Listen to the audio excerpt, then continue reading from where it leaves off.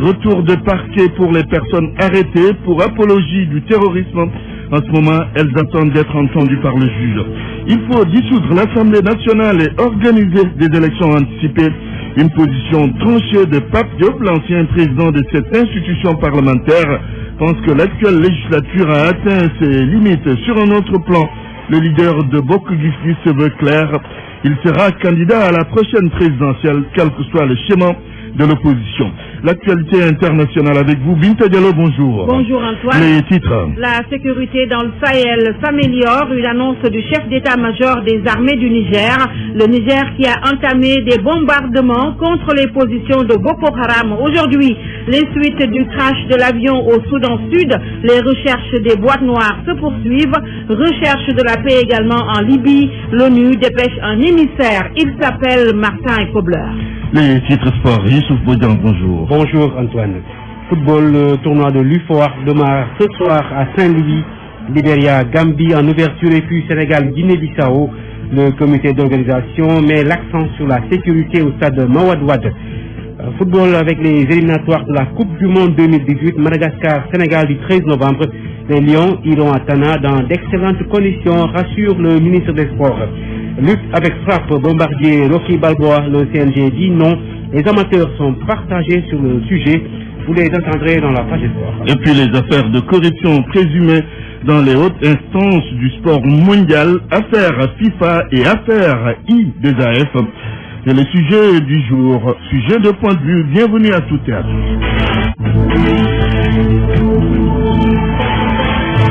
Antoine Diouf. Mesdames, Messieurs, bonjour. Lamine Diaka, le soutien du ministre des Sports, c'est dans l'affaire de corruption présumée pour taire des cas de dopage d'athlètes russes.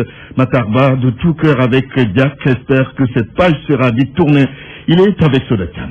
Nous avons appris avec beaucoup de regrets, beaucoup de tristesse, ce qui vient d'arriver à nos compatriotes, l'éminente personnalité Lamine Diak, qui a servi son pays et qui a servi le monde à travers l'athlétisme. Je pense que le peuple se mobilise et que tout le monde est solidaire par rapport à lui. Et nous faisons confiance maintenant à la justice qui va faire son travail. Mais nous espérons effectivement que la Diak va être blanchie complètement. Et une mise en accusation, le travail continue. On laisse la justice faire effectivement son travail. On a confisqué son passeport également. Il ne peut pas sortir du territoire français. Est-ce que ça ne semble pas grave? Mais vous savez, une procédure est une procédure. La justice a ses obligations, a ses règles. Mais je pense que si on fait confiance à notre compatriote, on ne doit pas être très inquiet. Il est rentré chez lui, même s'il ne peut pas quitter le territoire. Ça, ce n'est pas ce qui est... Vous savez, les relations entre le Sénégal et la France, et ce qui nous lie et tout, je pense que le fait de se déplacer, de ne pas se déplacer, là n'est pas le problème. C'est une personnalité sur qui tout le monde compte. Il est interpellé par la justice.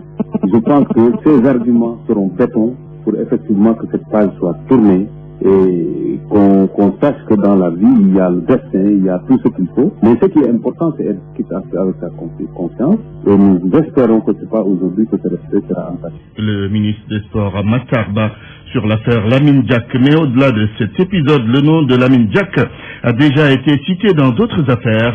Babacar Fall. Déjà en 1978, la carrière de Lamine Diak avait été secouée par des suspicions de malversation à la mairie de Dakar qu'il dirigeait à l'époque. Mais le clan Diak avait tout mis sur le compte de rivalité politique. Plusieurs années plus tard, après la Coupe du Monde de football 2002, c'est le fils, Massata Diak, qui est inculpé et écroué dans l'affaire des milliards que le Sénégal avait gagnés après ses performances à ce mondial. Massata Diak était l'agent marketing de la Fédération de football. Il a été envoyé en prison en même temps que plusieurs dirigeants et tous ont été blanchis à la surprise générale et les milliards de la Coupe du Monde ont disparu. Il n'y a jamais eu de coupable. Cerise sur le gâteau, Lamine Diak fait venir son fils Massata à la Fédération internationale d'athlétisme où il devient consultant marketing. Lamine Diak et cette affaire de présumé dopage d'athlètes russes sur laquelle il aurait fermé les yeux contre une enveloppe financière. La question se murmurait dans les coulisses de l'athlétisme mondial depuis quelques mois, mais Lamine Diak a toujours démenti. Dire qu'en athlétisme, entre 2001 et 2012, nous n'avons pas fait sérieusement le travail de contrôle, etc. C'est une rigolade. Mais je ne sais pas à quoi on joue. Aujourd'hui, le dirigeant sénégalais de 82 ans devra prouver son innocence devant la justice française dans ce qui va être un marathon judiciaire. RFM, la radio de toute l'actualité. Après le retour de parquet hier, les personnes qui sont arrêtées pour apologie du terrorisme sont retournées à la cave du palais de justice ce matin. Elles attendent leur face-à-face avec le juge. D'autres retours de parquet ne sont pas écartés. El Hadj Goudienne. Ces 5 personnes, dans les liens de la détention depuis quelques jours, devront encore prendre leur mal en patience avant d'être édifiées sur leur sort. Un deuxième et même un troisième retour de parquet sont possibles dans cette affaire. D'après nos sources, le procureur de la République qui a ouvert une information judiciaire demande d'abord l'avis du président du tribunal qui lui propose un juge d'instruction à qui confier le dossier. Après quoi, le parquetier transmet le dossier au juge en question avec ses réquisitions, lesquelles précisent les infractions visées. Et à en croire ces mêmes sources, des affaires sensibles comme celle-là sont généralement confiées au doyen des juges ou au juge du deuxième cabinet. Il revient au juge choisi de suivre le procureur ou de prendre une ordonnance contraire. Le juge peut donc placer sous mandat de dépôt les prévenus ou les mettre en liberté provisoire. Mais dans le cas d'infractions relatives au terrorisme, la première option est choisie. Ce qui signifie que l'imam Daoud Kaolak, l'imam Sal de Rufisque, la personne arrêtée à Khariala et les 2 femmes de la banlieue dakaroise risquent gros, même si tous demandent catégoriquement tout lien avec des terroristes. Le journal. L'actualité politique. Pape Diop demande au président Macky Sall de dissoudre l'Assemblée nationale qui traverse une crise en ce moment et d'organiser des élections anticipées. D'après l'ancien président de cette institution parlementaire, la législature en cours a atteint ses limites et à propos de la prochaine présidentielle,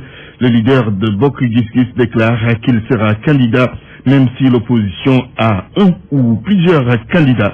Mohamed Ali Mouba. Pape Diop est formel, l'Assemblée nationale actuelle ne représente pas le peuple, elle n'est plus que l'ombre d'elle-même. Je suis de ceux qui demandent que l'Assemblée soit dissoute et qu'une élection anticipée soit organisée. Une élection anticipée, de nouveaux hommes, une nouvelle législature, celle-là finit de souiller l'honorabilité des députés. L'Assemblée aujourd'hui est dans une situation difficile. Elle l'a été depuis le début de cette législature. L'ancien président de l'Assemblée nationale prend fait cause pour le groupe d'Aïdembodjem.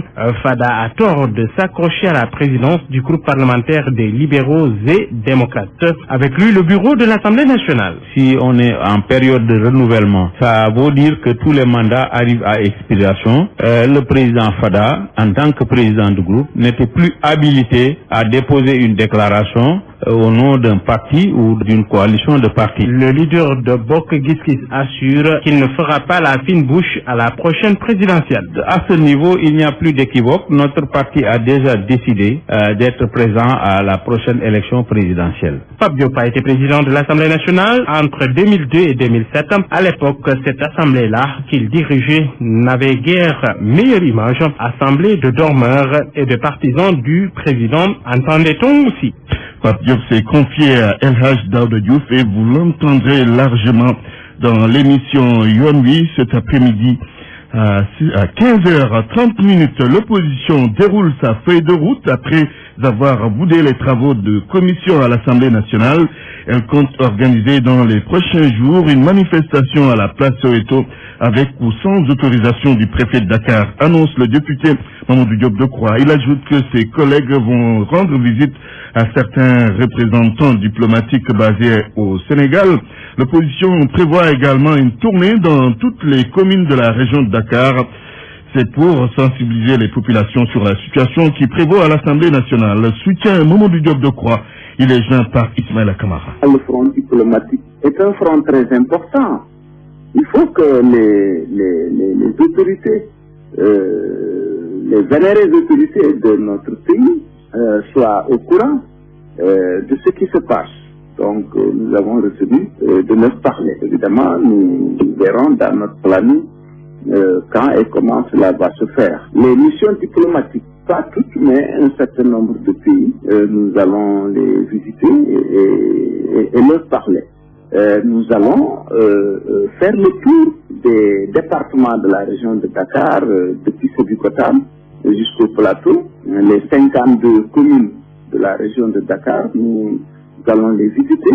Nous allons organiser la jeunesse, enfin, tous les militants, les sympathisants, mais particulièrement la jeunesse. Et nous appelons également tous ceux qui sont épris de justice dans ce pays et de paix dans ce pays, tous ceux qui sont épris de justice et de paix dans ce pays-là, nous les appelons à la prochaine manifestation que nous comptons organiser sur la place Soweto. Rufisque, un déficit de plus de 700 millions de francs CFA découvert à la mairie. Cela a été noté lors de l'examen de 2 comptes administratifs de l'institution municipale. L'ancienne équipe mise en cause rejette Isidore Alexandre Sen. Un conseil municipal aux allures d'un débat politique entre adversaires. Après la présentation de l'ordre du jour et de la lecture du rapport du premier compte administratif allant de la période du 1er janvier au 31 décembre 2014, place aux accusations et contre-accusations. Le document présente un déficit de près de 800 millions de francs CFA. La gestion de l'ancien maire Badarama Mayasen est pointée du doigt. Patenjaï est conseiller à la ville. Ce déficit-là plombe les activités de la municipalité actuellement. La ville de Rufisque ne peut exécuter que des dépenses de fonctionnement, notamment des dépenses de personnel. Les partisans de l'ancien maire contre-attaquent. Djibisow parle d'arguments fallacieux. C'est tout à fait technique. Le même procédé a été utilisé par l'actuel maire en 2015 pour pouvoir payer ses 2 mois de salaire. Donc ce n'est pas la première fois. Il ne faut pas crier au scandale. Il faut aller chercher les causes qui ont fait qu'aujourd'hui on parle de déficit, on parle de problème au niveau de la ville. C'est notable, certains adjoints à l'actuel maire se démarquent par moment de la position de l'édile. Alioune Mar, maire de la commune de Rufisque-Ouest,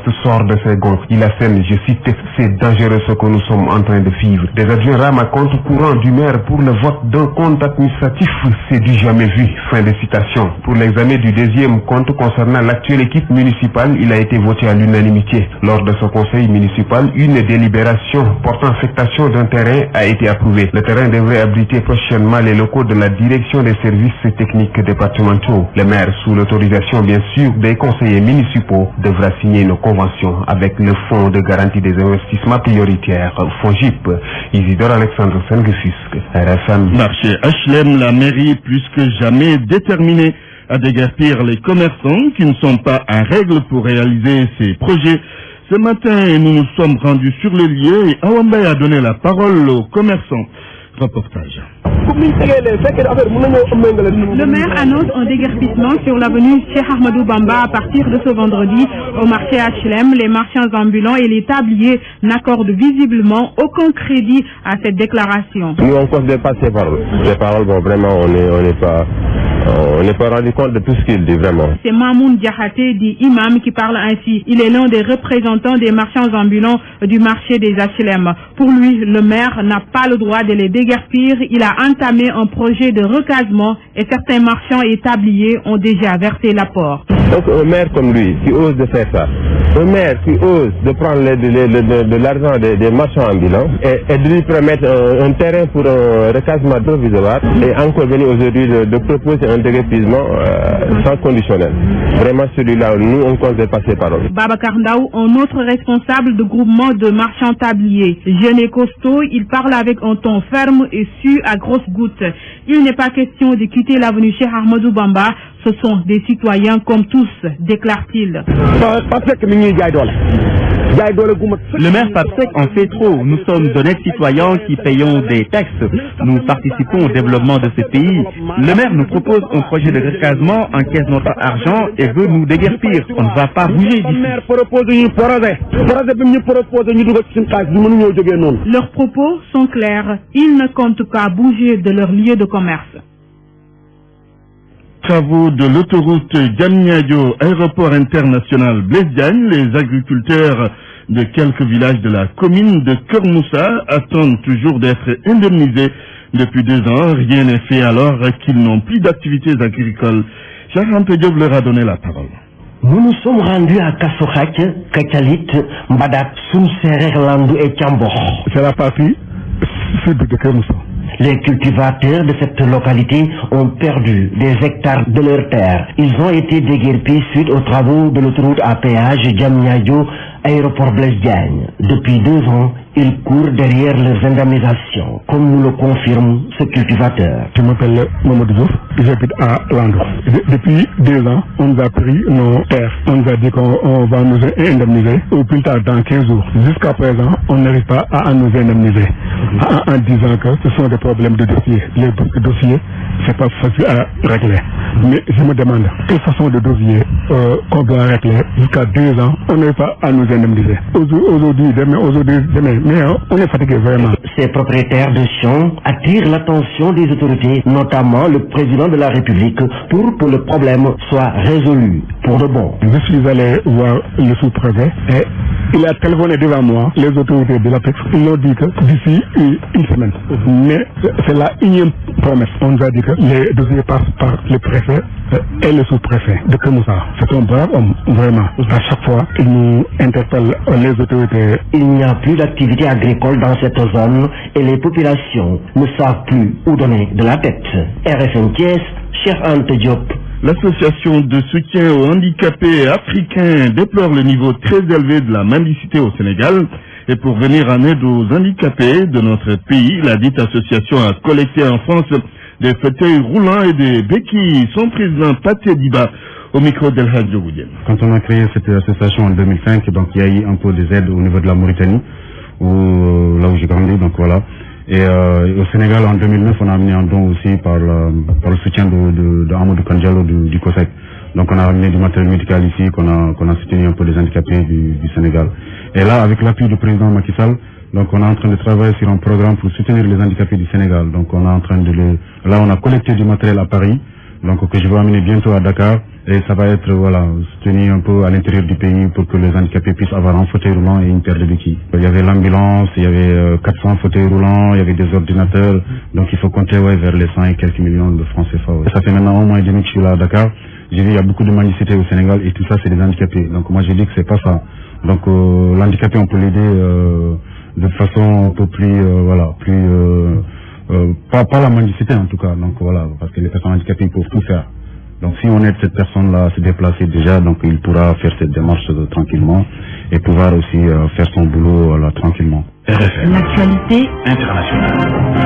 L'actualité internationale avec vous, Binta Diallo. Rebonjour. Rebonjour Antoine. La sécurité dans le Sahel s'améliore. Selon le chef d'état-major des armées du Niger, une sécurité qui s'améliore dans le Sahel, c'est grâce à la coopération militaire régionale. Diana Bassidouba. Le général Seyni Garba est formel. La situation s'est améliorée en termes de défis sécuritaires dans la zone. Le chef d'état-major de l'armée nigérienne a fait cette déclaration lors d'une réunion des chefs d'état-major des pays du G5. Le général a cité la situation dans le nord du Mali qui a beaucoup changé à la suite d'une intervention internationale lancée par la France.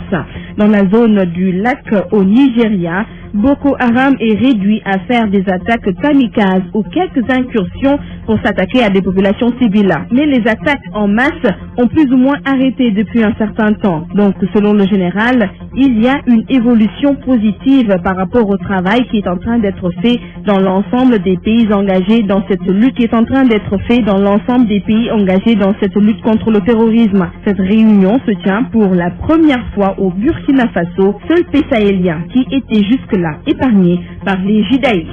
Le Niger bombarde des positions de Boko Haram présentement dans sa partie sud-est. Une première, l'armée nigérienne, Antoine, a déployé des moyens colossaux pour venir à bout de la secte terroriste. Aucun bilan n'est avancé pour le moment, mais les frappes s'intensifient surtout du côté du village de Dagaya où des soldats du Niger ont été mortellement attaqués par Boko Haram. Bandits s'enlisent dans la violence. Les anti-Balaka ont attaqué des convois des musulmans du PK5. Le bilan fait état d'un mort et de 5 blessés. Faisons le point de la situation en Centrafrique avec Seynabou Diédhiou. Le bilan provisoire fait état d'un mort et 5 blessés. Des convois de certains musulmans du PK5, escortés par la force onusienne à destination des villes de province, sont attaqués mercredi par des hommes armés assimilés à des miliciens anti-Balaka. Les attaques ont commencé à partir des quartiers Four et Gobongo dans le 4e arrondissement et au PK12 à la sortie nord de Bangui, principaux fiefs des miliciens anti-Balaka. La commune de Begoua a fait l'objet d'échanges de tirs entre forces internationales et individus armés, selon Emmanuel Gazanguiza, maire de la commune. Ces violences sont dénoncées par une centaine de parlementaires à travers une marche pacifique dans Bangui, allant du siège de l'Assemblée nationale à la place des Nations Unies. Toutefois, les parlementaires déclarent qu'il appartient au gouvernement et à la communauté internationale de permettre le réarmement des forces de défense et de sécurité dans un délai d'une semaine. En Libye, l'ONU envoie un émissaire. Le diplomate allemand Martin Kobler, il va rejoindre dans les prochains jours la Libye pour les pourparlers de paix avec les différents partis en conflit. Kobler succède à Bernardino Leon, initiateur de ces discussions qui devaient aboutir à la mise en place d'un gouvernement d'union nationale. La Libye, faut-il le rappeler, est dans une instabilité politique depuis la chute de Kadhafi en 2011. Deux autorités politiques se disputent le pouvoir depuis l'année dernière. L'une est basée à Tripoli et l'autre se situe dans l'est de la Libye. Et puis la date de la présidentielle en Ouganda est connue. Ce sera le 18 février prochain. C'est aujourd'hui que la Commission électorale nationale a annoncé la date. Ils seront au total 8 candidats à briguer le fauteuil de Yoweri Museveni au pouvoir depuis près de 30 ans. Museveni est pourtant le grand favori de ce scrutin. L'opposition s'attorde à choisir le moment venu un candidat unique. Antoine, les suites du crash de l'avion au Soudan Sud, l'heure est encore à la recherche des boîtes noires. Aujourd'hui, l'appareil qui a crashé hier au décollage de Djouba avait fait 36 morts pour le moment en attendant de retrouver d'autres corps. Les recherches se poursuivent. Bintou Diallo, merci pour cette page internationale. Parole aux auditeurs. L'actualité, qu'en pensez-vous? Moi, je pense que vous devez. Réagissez dans nos éditions d'information sur l'actualité. Bonjour. Oui, bienvenue sur cette antenne de radio. Du lundi au vendredi, vous avez la parole sur RFM. Dans Point de vue, on parlera des affaires de corruption présumées dans les hautes instances du sport mondial, affaires FIFA et affaires IDAF. C'est le sujet du jour donc. RFM. Youssouf Bodian pour la page des sports du football d'abord. Youssouf, 4 pays en lice pour le tournoi de l'IFOA qui s'ouvre ce soir. Il s'agit du Libéria, de la Gambie, le Sénégal et la Guinée-Bissau. Le coup d'envoi est prévu ce soir au stade Mawade Wade de Saint-Louis. Les détails avec Mohamed Nabissila. Le tournoi Mawade Wade de l'UFOA s'ouvre avec le match Sénégal-Guinée-Bissau à 18h et Gambie-Libéria à 20h. Une bonne occasion pour faire la promotion de la vieille ville sportive Saint-Louis, selon Amadou Kane, président du comité d'organisation de la Fédération sénégalaise de football.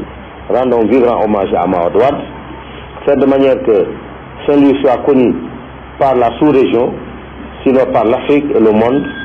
Troisièmement, que ça puisse continuer et constituer une mise en jambe pour notre équipe locale qui va entrer en compétition dans un maximum moins de mois.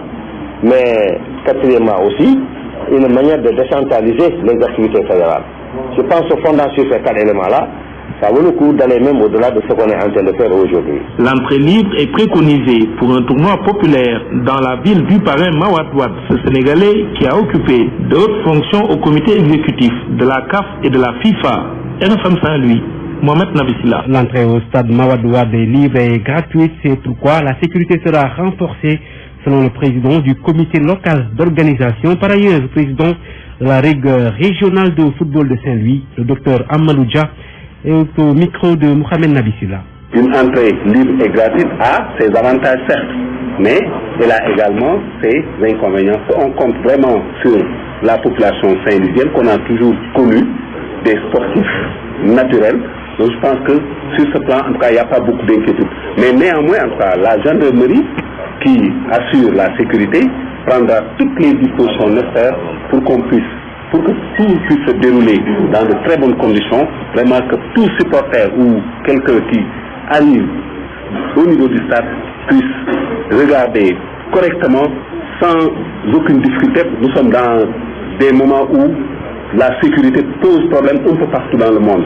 Donc, malgré tout cela, nous avons espoir que Saint-Louis peut faire encore exception. Nous resterons très vigilants avec la sécurité, surtout la gendarmerie, pour sécuriser davantage tous ceux qui viendront suivre ce match. Le programme des demi-finales du tournoi de l'UFOA ce soir à 18h au stade Mawade Wade, Libéria-Gambie. À 20h, Sénégal joue contre la Guinée-Bissau. Un tournoi qui concerne les U23 de ces différents pays, Antoine. Les éliminatoires de la Coupe du Monde 2018 à présent. L'État va mettre les Lions du Sénégal dans d'excellentes conditions. Les assurances sont du ministre des Sports, selon Matarba. Toutes les dispositions ont été prises pour permettre à l'équipe du Sénégal d'arriver à Madagascar dans de très bonnes conditions. Il est joint par Solo Chama. On censure à l'avion présidentiel ou bien à l'avion spécial. Nous allons au-delà de ça. J'ai toujours dit que moi je suis les instructions du président de la République qui nous a demandé de mettre nos athlètes dans d'excellentes conditions de préparation et de participation. Nous y travaillons, nous ne faisons pas focus sur un point et laisser les autres. Donc je vais plus loin que ça, nous sommes en train de réunir toutes les conditions pour effectivement que le Sénégal puisse se déplacer correctement et revenir rapidement au Sénégal pour recevoir le Madagascar.